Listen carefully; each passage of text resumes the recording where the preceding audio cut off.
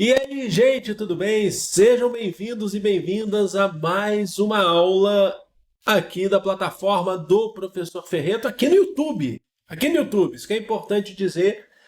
Eu sou o Pedro Renó, estou aqui com vocês com todo o amor que houver nessa vida. Esses dias eu estava andando na rua aqui, Avenida Paulista, aquela famosa Paulista aberta, e estava tocando Cazuza.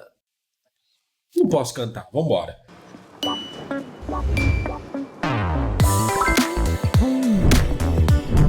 É o seguinte, o tema da nossa aula de hoje é Semana de Arte Moderna e Modernismo no Brasil. Eu já quero fazer alguns recados aqui antes da gente entrar, que vocês não vão ter de mim uma pessoa ficar romantizando o modernismo, Semana de Arte Moderna. Aí vai lá no Teatro Municipal e fala assim, foi aqui que Oswald de Andrade recitou. Não, não vai ter isso, tá?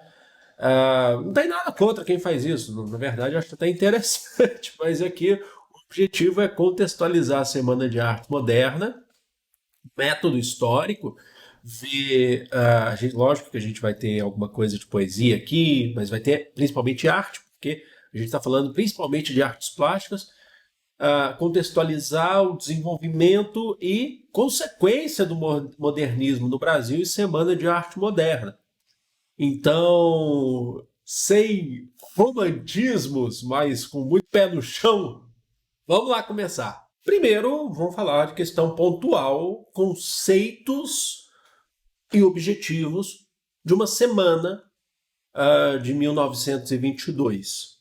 Semana de Arte Moderna, ela aconteceu no Teatro Municipal em São Paulo, mas a gente já pode definir como um movimento nacional, porque ela é resultado do modernismo brasileiro que estava se iniciando, uma proposta, né, que vai atingir o Brasil, na verdade, entre os dias, não, nos dias 13, 15 e 17 de fevereiro de 1922. Uma capital que tinha mais ou menos ali 500 a 600 mil habitantes. Não era uma capital muito grande, vocês sabem, São Paulo não era tão grande assim.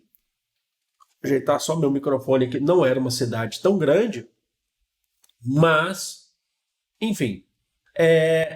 E aí, gente, e a gente teve diversas formas de manifestação artísticas, desde as artes visuais, as plásticas, a música, inclusive, foi fechado com o Heitor Villa-Lobos, né? E a literatura, que é muito importante. A gente vai focar mais aqui nas belas artes, né? Nas artes visuais, ah, porque é o nosso grande interesse aqui, nesse caso, mas a gente vai entender conceito, contextualização. Essa é uma aula de história, junto com história da arte. Contextualizando, o Brasil vivia o que a gente vai chamar de Primeira República, a República Oligárquica. É aquela república chamada República do Café com Leite. A república não, a política do café com leite, a política dos governadores. O governador de São Paulo, em 1922, que na época não se chamava governador de estado, e sim presidente de estado, era o Washington Luiz. E é interessante destacar que esse pessoal era muito rico. Era uma política, era uma sociedade extremamente elitizada e que centralizava muitas riquezas, como se hoje não fosse diferente, mas centralizava o poder, naquele caso, centralizava a participação política, era muito maior, porque vocês conhecem a ideia do coronelismo, do voto de cabresto, a maior parte do eleitorado estava na zona rural, então, como a Constituição não, não obrigava que o voto fosse secreto, eles utilizavam do voto aberto de seus eleitores, de seus funcionários, de seus empregados nas fazendas para eleger os seus candidatos, era a chamada política dos governadores. E o que era São Paulo? São Paulo era uma cidade que tinha operários, logicamente, trabalhadores, né? Ainda que o Brasil não fosse ainda um país industrializado, você já tinha fábricas, inclusive você já teve no Brasil, antes de 1922, Em 1917, a gente teve uma greve geral, a primeira grande greve geral no Brasil, iniciada em São Paulo, de operários, né, de proletários, de trabalhadores que reivindicavam melhores condições de salário. Então era um momento agitado, mas que você tinha muita centralização econômica no Brasil, muita centralização política também. Política, assim, no sentido de que quem que pertencia eram as oligarquias. A oligarquia paulista era muito forte, eram os grandes cafeicultores, o café representava 80% das exportações brasileiras. E o que a gente tem nesse período também é que São Paulo, para esses cafeicultores, que tinham suas bases, suas fazendas no interior, região de Ribeirão Preto, Campinas, o escoamento do café até o Porto de Santos, São Paulo eram suas sedes administrativas. Então você tinha lugar de muito luxo em São Paulo, convivendo com muito proletário, com muito operário, com muita gente trabalhadora. E aí, esse pessoal rico financiava muitas vezes, inclusive, arte no Brasil, sabe? Eram quase uns mecenas do século XX. Então eles traziam, para vocês terem noção, eles eram tão podres de rico que pode parecer um exemplo pequeno aqui, mas para a época isso era muito forte. Um dos grandes barões do café, dos homens mais ricos do Brasil daquele período, era um cara chamado Henrique Dumont. Henrique Dumont nada mais é do que o pai de Santos Dumont. A cidade onde eles moravam, hoje ele era mineiro, né, o Santos Dumont, mas a cidade onde eles moravam no interior de São Paulo, do ladinho de Ribeirão Preto, hoje tem um pedaço ali, você tem parte ali que virou um museu, a cidade chama Dumont, né? Vocês acham que Santos Dumont teria esse feito? Desculpa falar, vai ter que jogar, dar um tapa na cara da realidade. Ele era genial e tudo, mas ele foi financiado pelo café para poder viver em Paris, dar uma volta na Torre Eiffel, sabe? Ser um balonista, isso tudo é uma atividade muito cara. Só estou contextualizando para vocês antes da gente entrar na arte, porque é preciso ligar arte e sociedade. Então, o Henrique Dumont, um dos homens mais ricos, ele tinha uma banheira na casa dele, que está no museu lá, chamado Museu Histórico, Museu do Café, em Ribeirão Preto, hoje, que pertence à USP, se eu não me engano. Pertence não, tá dentro da USP. Tem uma banheira de mármore de Carrara, caríssima, caríssima, que ele comprou o bloco e mandou fazer aqui. Era caríssimo, isso é mais do que ouro valia. Só para vocês terem uma noção. E esse pessoal exportava muito, muito luxo da Europa. Do mundo, o que a Europa está vivendo, principalmente a França, e está exportando para o mundo? A chamada Bela Época, a chamada Belle Époque. O que é a Belle Époque? É esse estilo de vida europeu onde a Europa parecia que estava tudo tranquilo, ânimos apaziguados, tranquilidade na Europa, exportação de beleza, de luxo, de glamour, de neoclassicismo, a arte clássica linda, maravilhosa, não só a arte clássica também, o impressionismo estava ali e tal. Mas fora o pau torava, porque era período de imperialismo. Mas na Europa, tá tudo lindo. A Primeira Guerra Mundial vai destruir isso. Certo? A Primeira Guerra vai destruir isso. Então, a Semana de Arte Moderna acontecendo em 1922, ela acontece quando essa Belle Époque está sendo destruída. Na verdade, foi destruída com o advento da Primeira Guerra Mundial.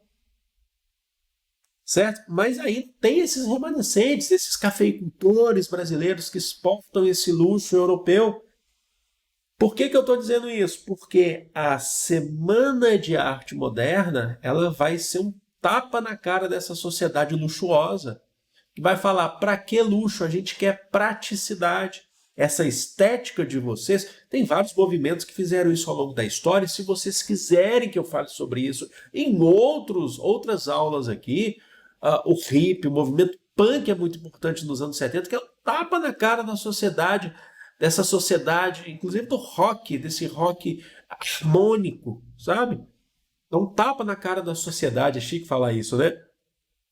Que traz mais noções de movimento, Uma das vanguardas europeias que influencia o modernismo brasileiro é o futurismo. O futurismo fala assim, ó, é a máquina, é o movimento, é a guerra, é a destruição, é a praticidade em detrimento da estética. Então esse é um ponto muito importante. Daqui a pouco eu acho que vai ser legal porque eu vou mostrar imagens. O objetivo da semana era de fato, olha só que eu coloquei aqui para vocês, demonstrar a cara do Brasil, e aí tem muita gente que erra nos pontos aqui, propondo uma vanguarda. Vanguarda não no sentido de que nós somos estamos à frente do nosso tempo. Isso não existe. A pessoa nunca está à frente do seu tempo. Ela só existe dentro de um tempo e é o tempo dela. Mas no sentido de somos os primeiros a fazerem isso. Uma vanguarda nacional das artes. Rompendo a influência do classicismo europeu. Isso aí não serve para a gente, não. O classicismo europeu, que era refletido no Brasil através da Academia Brasileira de Letras, da literatura e da Escola Nacional de Belas Artes. Ou seja, a gente quer uma arte, uma estética diferente, a proposta de uma estética. E aí, gente, olha aqui a imagem que eu trouxe para vocês. Isso aqui é Paris. Essa é a Paris da Belle Époque. Esse é o mundo neoclássico. Olha que luxo. Olha só que lindeza. Aí quando entra 1914 até 1918, a gente corta essa estética, porque a gente quer o quê? Isso aqui é um tanque britânico chamado Mark I. A gente não precisa disso. A gente é prático, precisa da destruição. Anda pela sua cidade, principalmente se você for de uma cidade relativamente grande, se for uma capital. Então, mas eu acho que em cidades pequenas vocês acham também, cidades que são mais antigas até, prédios modernistas são quadrados. Prédios modernistas são encaixados, tem pastilha, existem alguns modelos de prédios modernistas, a gente não vai entrar na questão da arquitetura. Diferente de prédios que são todos rebuscados. Isso aqui não é modernista. O modernismo, ele tenta mostrar, ó, é a praticidade. Para que ser tão bonito? Eu acho bonito, eu acho beleza na arquitetura modernista. Você tem até prédios gigantescos, apartamentos gigantescos, mas são prédios quadrados. A gente tem essa influência do modernismo. Tá? Um outro exemplo aqui, para vocês terem noção, do impressionismo de Jean Béraud. Impressionismo, olha só. Essa figura aqui, figura 1. Lindo. Isso é pintura impressionista, mas mostra Belle Époque. Para o futurismo. Primeiro aqui, imagem 2, Umberto Boccioni, e depois Luigi Russolo, a imagem 3. Isso aqui é um carro. Tá? Isso aqui é um carro. Isso aqui é uma cavalaria de guerra. Então, a noção de movimento que o futurismo está dando, isso é uma vanguarda moderna europeia. Isso aqui é uma vanguarda do futurismo. Influenciou muito. Infelizmente, influenciou muito também o fascismo. Né? O fascismo no sentido de guerra e tal, mas já começa desde a Primeira Guerra Mundial. Mas influenciou muita gente, muitas esferas ideológicas também, refletindo principalmente na arte. Para que um negócio rebuscado se a gente quer ter agora? É a violência da estética, tá bom? É isso que eu quero que vocês entendam. Bom, vamos lá então. Eu voltei? Vamos embora. É o seguinte, gente. Conceitos e objetivos ainda aqui na Semana de Arte Moderna. Como características, o modernismo tinha a crítica ao tradicionalismo, vocês já perceberam, ao formalismo, né? Na literatura, um modelo parnasiano, que é a escola literária contemporânea ao realismo-naturalismo, que levava em consideração a poesia técnica. É difícil de ler uma poesia parnasiana, né? É difícil de entender, técnico demais. Tinha influência das vanguardas europeias. Aí que tá. Professor, o modernismo não é um rompimento com a Europa? Não, toma cuidado com isso. É rompimento com esse neoclassicismo que veio lá desde a Belle Époque, no século XIX. O modernismo no Brasil, ele pega a influência das vanguardas europeias de arte moderna. Então o futurismo é um grande exemplo disso. Tá? Mas você tem outros movimentos, o cubismo, entre outros, que influenciam o modernismo. Então ele não rompe com a Europa em si. Tá? Não é um rompimento com a Europa e agora é só Brasil, é nacionalista só e pronto. Tá? Mas tenta, sim, buscar uma identidade nacional através das artes. Ó, isso aqui é a nossa arte brasileira, mas não nega a influência. Esse é um ponto extremamente importante para a gente. Aí que tá. Aí o que eu falo para vocês? Por que eu não vou ficar. Que Oswald de Andrade? Não. A Semana de Arte Moderna não foi um evento popular. Porque era um evento intelectualizado no Municipal, em São Paulo, no Teatro Municipal. Não estou negando a importância, inclusive é muito importante, estou tratando isso para vocês. Mas foi construído por intelectuais. Estava longe de ser popular.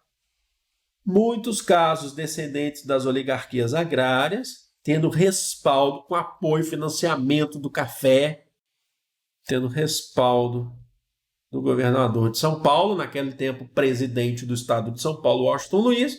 Mas mesmo assim, aí eu acho muito interessante críticas à estrutura do país. Qual que era a estrutura? Aquela estrutura agrária, latifundiária, cafeicultora, oligárquica, dava poder às oligarquias. O ano de 1922 é um ano movimentado, como eu falei para vocês. Gente, 1922 também é ano de tenentismo. Luiz Carlos Prestes, que vai vir depois, que vão lá fazer a revolta do 18 do Forte de Copacabana, que vão criticar a República Oligárquica. 1922 é ano de surgimento do Partido Comunista Brasileiro, operário, que vem lá das greves de 1917. Então é um ano muito importante. Se tem um ano que é importante, que abala as estruturas da República Oligárquica, mesmo que o resultado não seja, logicamente, naquele ano, mas vai vir depois, é 1922. Aí a gente tem, para ter noção, Mário de Andrade, eu coloquei só o trecho, tá? Que a gente vai ficar aqui 2 horas aqui lendo esse negócio aqui. Eu insulto o burguês, ódio ao burguês, Mário de Andrade. Burguês níquel, burguês, a digestão bem feita de São Paulo, criticando o burguês paulista. O homem curva, o homem nádegas, a Pauliceia desvairada. O homem que, sendo francês, brasileiro, italiano, é sempre um cauteloso pouco a pouco. Eu insulto as aristocracias cautelosas, os barões, lampiões, os condes joões, duques urros, que vivem dentro de muros sem pulos e gemem sangues de alguns 1000 réis fracos, para dizerem que as filhas da senhora falam o francês e tocam os printemps com as unhas, fazendo crítica à burguesia. E a Semana de Arte Moderna teve respaldo, né? Agora, vou fazer uma questãozinha aqui que eu acho muito legal, cobrada na Unesp, e é rápida, tá? Que é isso que a gente está falando. Observe a charge de Belmonte, publicada na primeira página da Folha da Noite, 20 de fevereiro de 1922, após a Semana de Arte Moderna. Tá lá um casal, olha lá, esses aqui são os artistas, e ele fala, está vendo, minha filha, né, pai e filha, né? Aqueles é que são os artistas, coitados, não? Tão moços. Ao representar a Semana de Arte Moderna, a charge ironiza o quê? O atraso da arte brasileira em relação ao que era produzido no resto do Ocidente? Não estamos falando de atraso. Tá? Cadê o atraso aqui? Ó? A inexistência de preocupações entre artistas da vanguarda com a cultura popular, ela não está ironizando isso. Eles até têm preocupações com a cultura popular, mas era erudita. Tá? Eles tinham preocupação, mas eles eram eruditas não, mas eles eram elitizados. A irracionalidade que caracterizava a produção dos participantes da vanguarda, eles não eram irracionais, toma cuidado com isso. O descompasso entre as propostas renovadoras da vanguarda e o gosto tradicional do público, o público não estava acostumado a ver aquela arte, esse quebra, sabe, esse quebra de paradigma estético da arte, falou assim, nossa, que povo chamaram eles de tudo. Foram muito vaiados, inclusive, né? E aqui só um ponto das gerações para vocês, tá? Que isso aqui, logicamente, essa parte não é cobrada em vestibulares. Qual geração é tal? A não ser que seja um vestibular muito factual. Mas alguns nomes para vocês. A primeira geração dos modernistas, que vai de 22 a 30, Oswald de Andrade, Mário de Andrade, Manuel Bandeira. Bandeira aqui seria com B maiúsculo, Pedro. Tarsila do Amaral, que não participou da semana de 22, tá? Ela não participou do evento, mas ela era uma modernista. Anita Malfatti, de Cavalcante, Lazar Segal. A segunda geração, que vai de 30 a 45, nós temos o poeta maior, favorito, Carlos Drummond de Andrade, não é só porque eu sou mineiro que nem ele, não. Vinícius de Moraes, Cecília Meirelles, Jorge Amado, Graciliano Ramos, Raquel de Queiroz, Érico Veríssimo. E a terceira, Clarice Lispector, com as suas citações em redes sociais, brincadeira, Ferreira Goulart. São só alguns nomes aí para vocês marcarem. Esses aqui são principalmente nomes aí da literatura, tá? Que é o que a gente mais acha. Agora, vamos para as artes plásticas. Anita Malfatti, duas obras importantes. A Estudante, que é a obra 1, A Boba, que é a obra 2. Professora, elas se parecem, a Anita Malfatti parece com elas também. Alguns vão falar, mas isso aí era um autorretrato também. Anita Malfatti participou, artista importante, participou da Semana de Arte Moderna e tal. Eu quero já que vocês entendam que não tem preocupação estética com realismo. Vocês estão percebendo? O fundo não tem. Não é que não tem noção de profundidade, mas não tem preocupação. O rosto não precisa. É real. Não, não é real. Um óleo sobre tela aqui. Não, não precisa ter isso. E isso não diminui um artista. Eu vou dar a minha opinião pouco importa aqui. Eu não sou muito fã de alguns artistas modernistas, entre eles a Anita Malfatti. Mas é porque eu peguei um pouco birra desse negócio intelectualizado. Sacou? Eu só gosto de Portinari. Portinari é bom. Mas, que é uma outra geração, tudo bem. Mas enfim. Mas isso pouco importa. Agora, eu acho interessante destacar isso. Eles não sabem desenhar. Lógico que sabe. Por quê? O desenhar tem que ser só aquele desenho realista. Sabe aquele pessoal que vai fazer tatuagem realista? Vou fazer a cara do meu filho. Aí coloca tatu assim. Aí os dentinhos. Nossa, é feio demais. Enfim, mas aí gosto não se discute. Você pode ter seu gosto aí. Não sou eu que vou falar isso.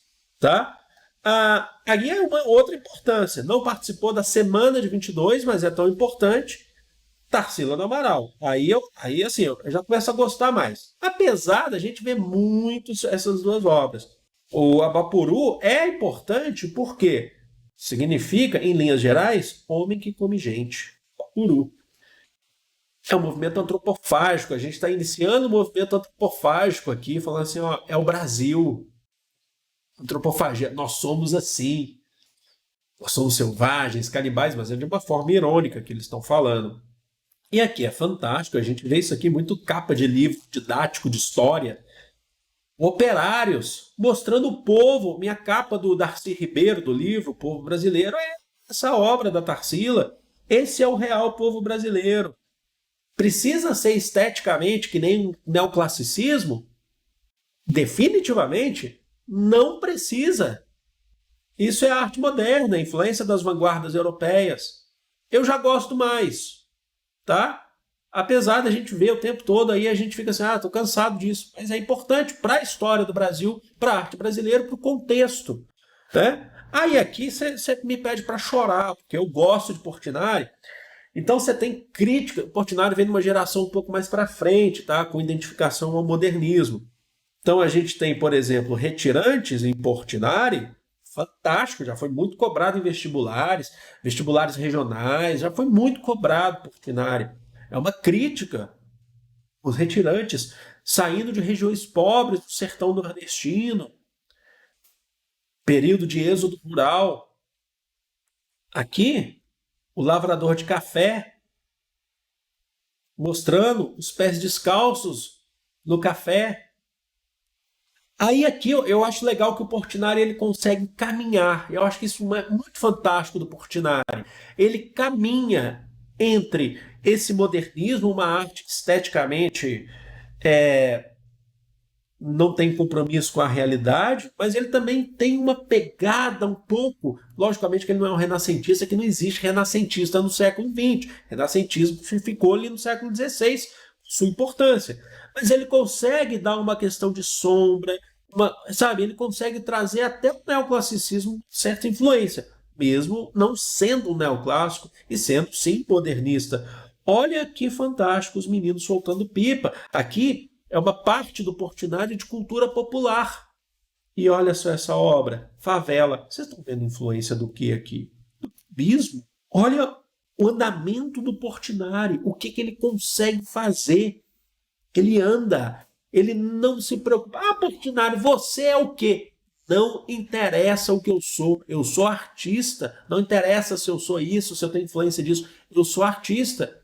Eu faço cultura popular, eu falo de Brasil.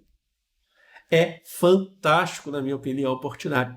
Esse é um arrepio. Vindo lá de Brodowski, já morei lá perto de Brodowski lá. Enfim, o desenvolvimento, rapidinho para vocês aqui. Cada dia da semana era focado em uma representação artística, né? Foi inaugurada com a conferência do escritor Graça Aranha, intitulada A Emoção Estética da Arte Moderna, e termina com a apresentação do Villa-Lobos, Heitor Villa-Lobos, o trenzinho caipira. É clássico, mas traz elementos brasileiros. Não, não é clássico, é só elementos brasileiros. O que é Villa-Lobos? É fantástico. É fantástico. Público, como a gente viu naquela questão, teve diversas reações, entre aplausos, vai por quê? O que é isso que vocês estão mostrando pra gente? Isso é uma arte subversiva.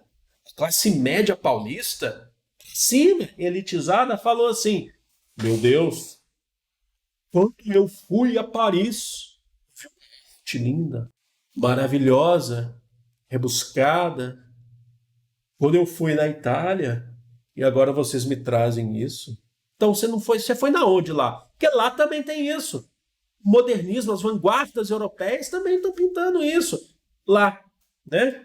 Agora, consequências. Gente, atenção. Semana de 22, ela é importante para compreender o projeto nação que é o Brasil. Nas artes, na política, nos anos das décadas posteriores, criticou esse rebuscado que a elite trazia. E essa elite era a oligarquia. Gente, em 30, ocorreu a Revolução de 30. As oligarquias perderam poder. Esse café perdeu força, crise de 29 e tal. Quando Vargas, depois, né, liderado por Vargas, depois Washington Luiz, a arte não está ligada à sociedade, estou mostrando para vocês que está. Fazia críticas, inclusive, a esse modelo elitizado, apesar de ser um movimento intelectualizado, que recebeu dinheiro, né, apoio financeiro, mas fazia críticas. Isso é muito interessante de se pensar na arte moderna brasileira, não só na Semana de 22. Influenciou, olha só, o verde amarelismo, a ideia de brasileiro, brasilidade. Só que aqui eu já tenho minhas ressalvas, porque é um movimento patriótico. Esse é o que há de melhor no Brasil, é uma arte brasileira. Aí motivou o jornalista e escritor Plínio Salgado a formar a Ação Integralista Brasileira, que vai ser, sim, patriotismo, mas de caráter fascista. Tá? Só para explicar, alguns integrantes do modernismo aderiram a esse movimento também. Tá? Mas ele não é só isso. Tá? Você não pode resumir a arte moderna ou a Semana de 22 ao integralismo. Tá? Então toma cuidado. Outra coisa, nos anos 60 e 70, surgiu, inspirado no modernismo, a Tropicália, lá nos anos 60 e 70, que tinha lá um outro contexto, era o contexto da ditadura militar, era um contexto de muita movimentação mundial, né, que surgiu principalmente nas artes visuais, mas principalmente a gente conhece na música, através de Caetano Veloso, os Novos Baianos, a gente vê Nara Leão, a gente vê Gil, Tom Zé, principalmente quando a gente fala também nos Mutantes, né, de Rita Lee, que buscava uma estética livre de padrões morais. Aí é uma questão diferente, uma maior liberdade sexual, que em 1968 é o ano de falar assim, lá na França. Aqui é liberdade sexual, livre de padrões morais, estéticos, e aí no Brasil especificamente fazia-se críticas à ditadura militar, tá bom? E aí, para a gente fechar, a Semana de Arte Moderna teve, eu coloquei um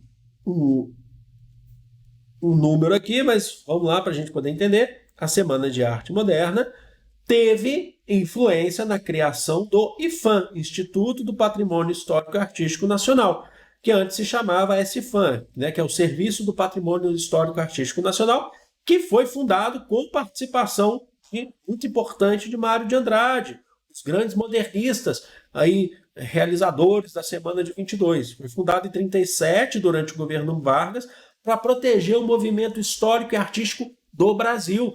É o Brasil. O IPHAN existe até hoje. Tem algumas questões. O Mário de Andrade ele foi para Ouro Preto e viu o barroco mineiro, foi para Mariana e falou: isso aqui é um barroco mineiro. Fez um texto falando que o barroco de Ouro Preto, o barroco mineiro, ele é único no mundo.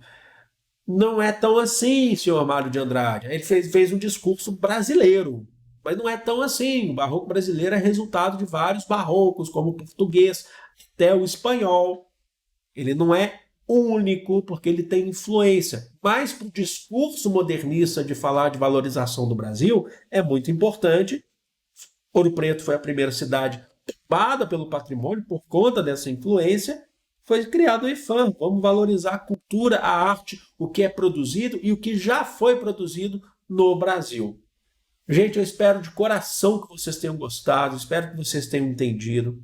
Eu vou ficando por aqui, amo vocês de coração. Beijo dos seus corações.